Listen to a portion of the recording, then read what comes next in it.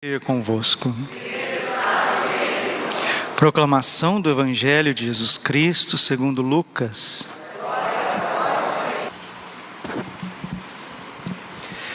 Naquele tempo, os fariseus perguntaram a Jesus sobre o momento em que chegaria o reino de Deus.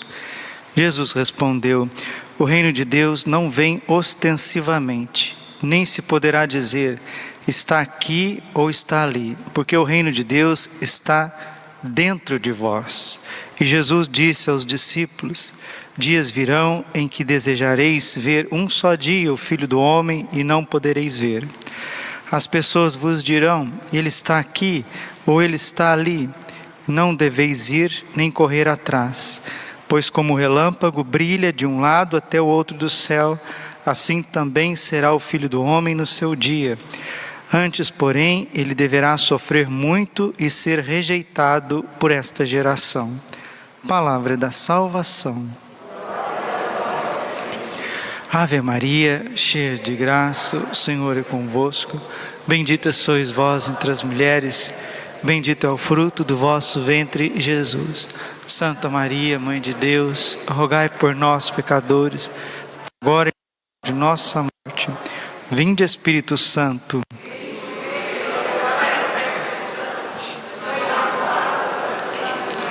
Vossa amadíssima esposa. Podemos sentar um pouquinho. Jesus manso e humilde de coração.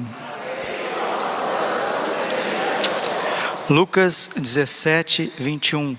O reino de Deus está dentro de vós. Deus nos criou para que nós sejamos casa de Deus. Esses dias celebramos Santa Elizabeth da Trindade. Elizabeth significa isso, casa de Deus. Deus habita em nós. Ou ignorais que o vosso corpo é templo do Espírito Santo. Ora, pois, glorificai o Senhor nos vossos corpos. 1 Coríntios 6:20. Nós somos casa de Deus. Deus inabita a alma do justo, não é? O espermatozoide do nosso papai e o óvulo da nossa mamãe nos deram as primeiras células. Éramos duas células, uma do papai e a outra da mamãe. Um adulto tem em média de 60 trilhões de células. E nós nos desenvolvemos. Por que nós desenvolvemos tanto? Por que Deus deu tanta luz, como diz a primeira leitura do livro da sabedoria, né?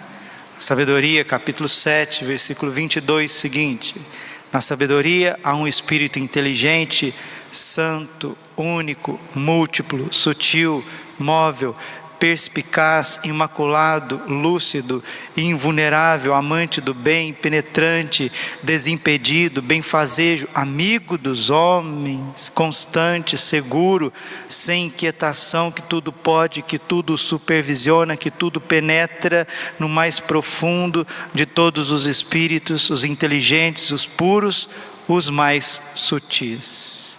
Pois a sabedoria é mais ágil que qualquer movimento e atravessa e penetra tudo por causa da sua pureza. A sabedoria que é o próprio Deus. E ela é o artífice do ser humano. Criemos o homem à nossa imagem e semelhança. Gênesis capítulo 1, versículo 26. Por que Deus caprichou tanto no ser humano, ao ponto do verbo se dizer filho do homem? Tem um motivo muito claro, e esse motivo é a inabitação da Santíssima Trindade em nós. O que é a santidade, meus irmãos? É quando Deus toma posse da nossa memória, inteligência e vontade. O pecado é contrário, é quando o mal toma posse da nossa memória, inteligência e vontade. Quando o pecado se apossa de nós, nós nos assemelhamos aos demônios. Quando a sabedoria se apossa de nós, nós nos assemelhamos a Deus. É simples assim. E nós fomos criados para sermos glorificados. Padre, o que é a glorificação do ser humano? É a doação da divindade em nós. O seu anjo da guarda não pode comungar. Você pode? São Miguel Arcanjo não pode comungar, não pode receber o cálice com o sangue de Cristo? Eu posso? Você pode. São Miguel não é batizado, São Gabriel não é crismado, São Rafael não recebe a Eucaristia, nós podemos.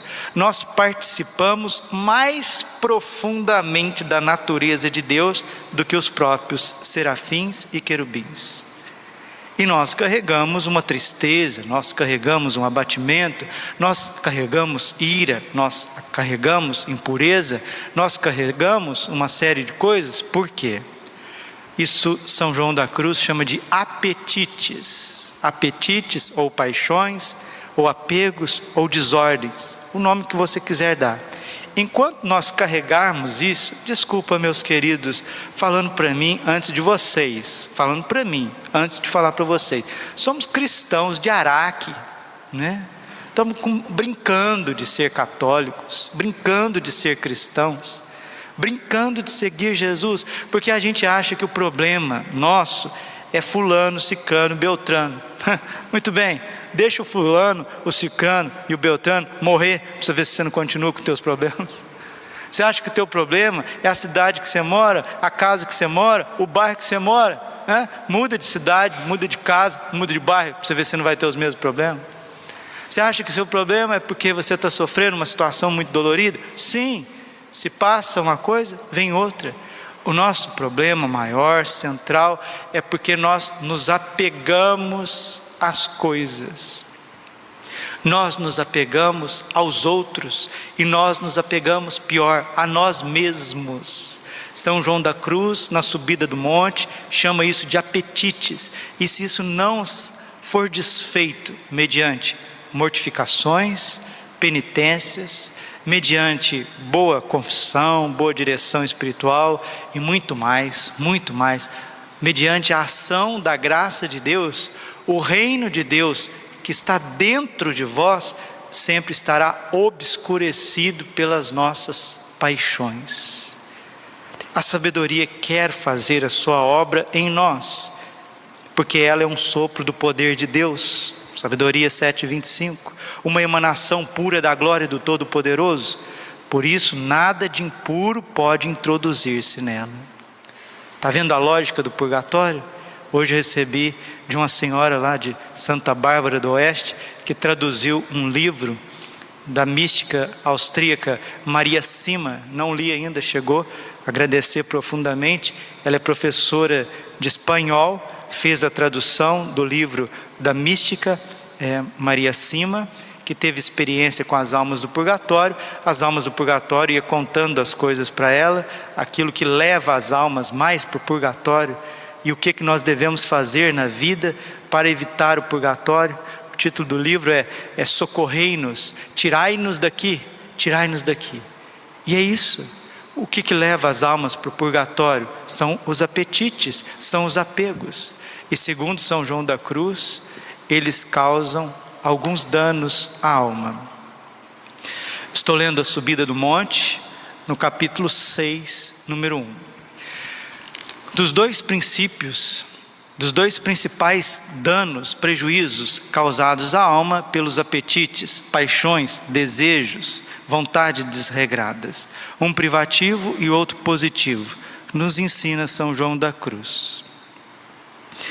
Será bom, para maior esclarecimento do que foi dito, explicarmos aqui o duplo prejuízo causado à alma por seus apegos, por suas vontades, por seus apetites, por suas paixões, pelo aquilo que é o centro e eu quero, e se isso não acontecer, não vai dar certo.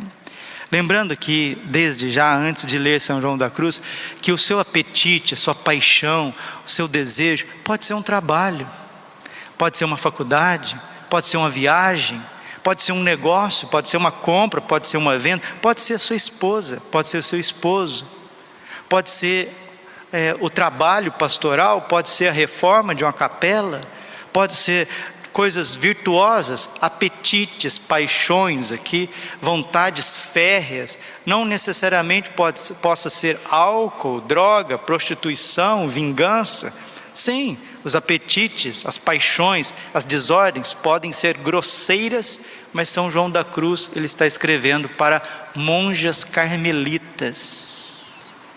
e elas são carregadas também de apetites. Elas precisam ser purificadas.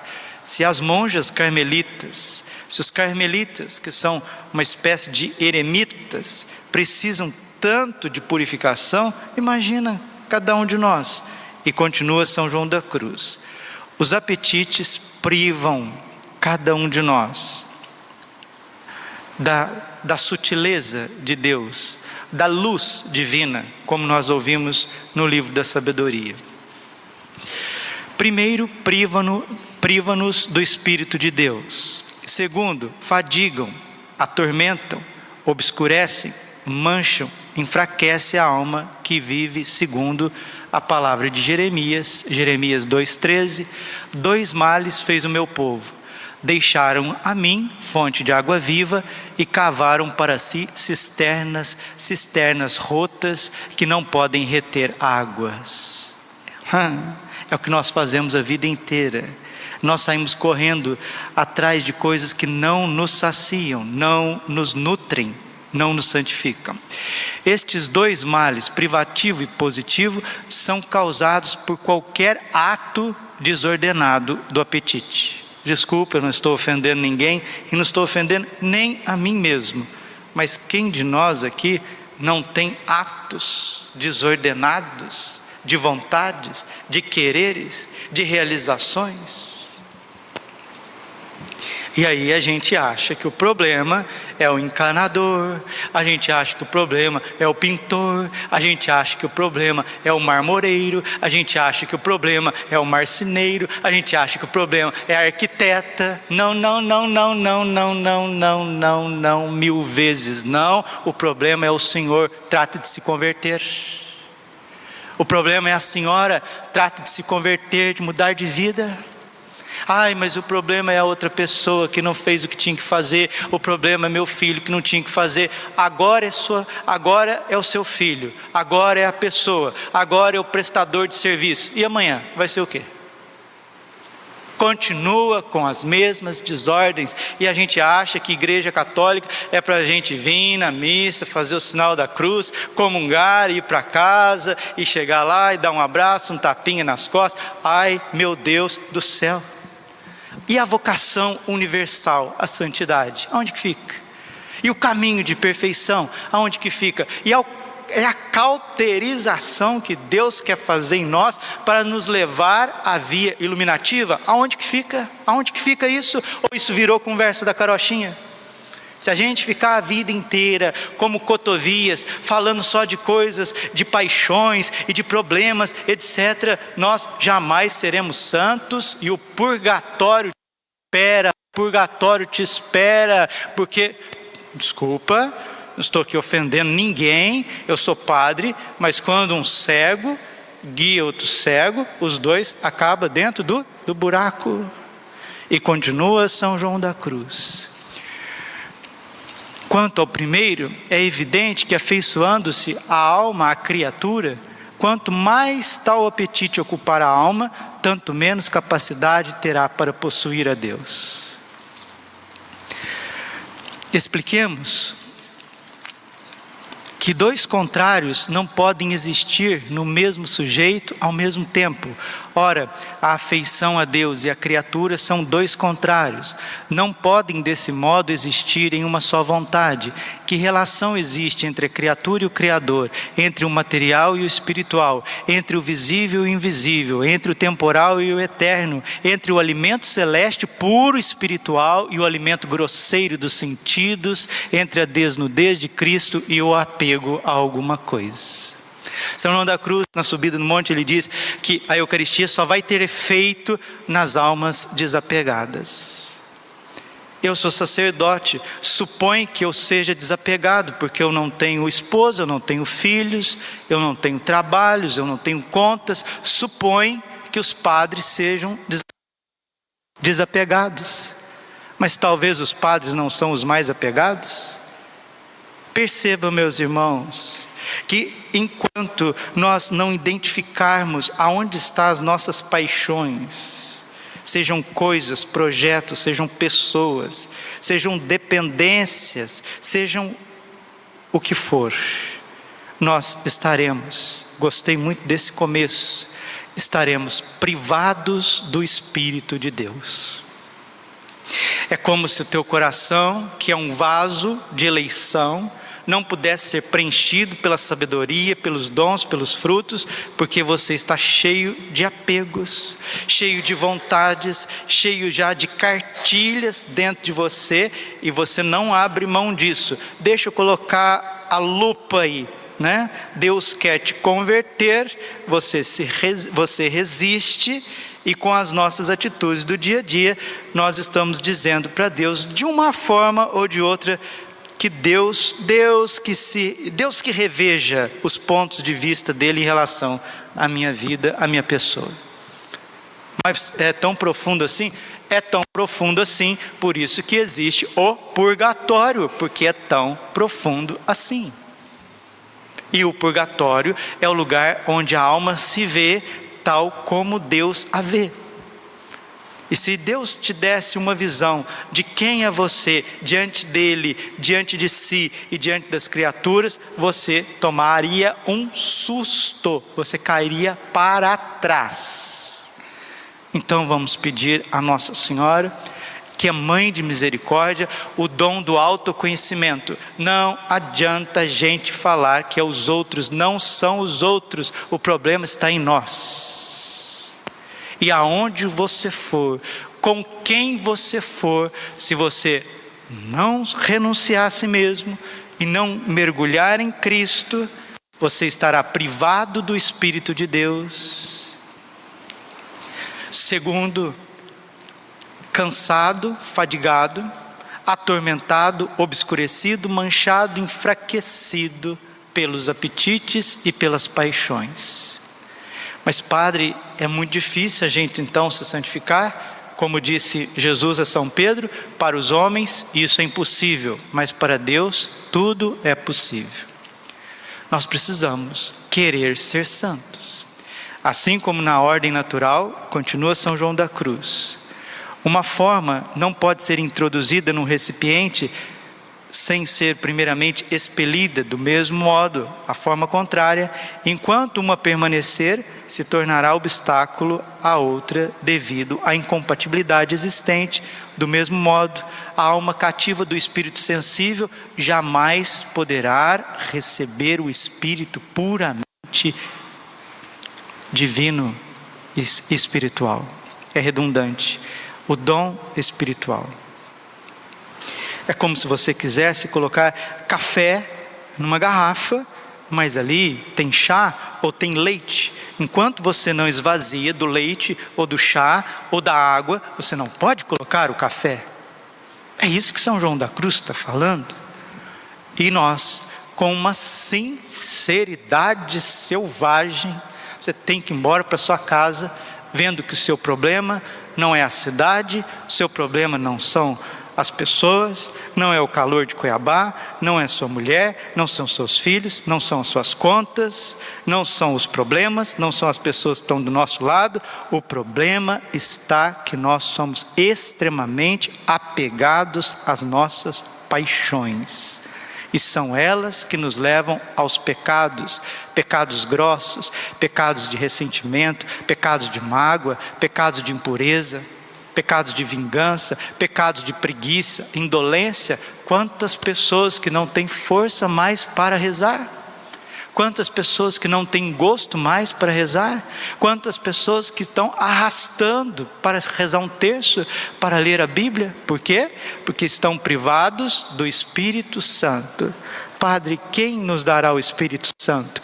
Jesus dá o Espírito sem medida, como está no Evangelho de São João. Mas para receber o Espírito Santo, o coração precisa estar vazio, estar mortificado. E quando a gente fizer tudo que tiver ao nosso alcance, o Senhor mesmo, com o seu dedo, o Espírito Santo, que é o dedo de Deus, vai tocar na nossa ferida. Não sei aonde está a tua ferida, não sei onde está a tua machucadura, não sei aonde estão os teus apegos, as tuas paixões, o centro da tua desordem. Eu não sei, eu estou procurando conhecer o meu. Porque Deus Pai disse para Santa Catarina de Sena que É na cela do autoconhecimento que reside toda a perfeição. E São João Maria Vianney, que era um padre extremamente santo, um dia ele pediu para Jesus no sacrário mostrar quem ele era, mostrar a alma dele. Ele ficou um pouquinho desesperado, ele ficou um pouquinho torturado, porque quando Jesus começou a mostrar quem que era Vianney, ele disse: Senhor, eu não aguento mais ver tanta miséria.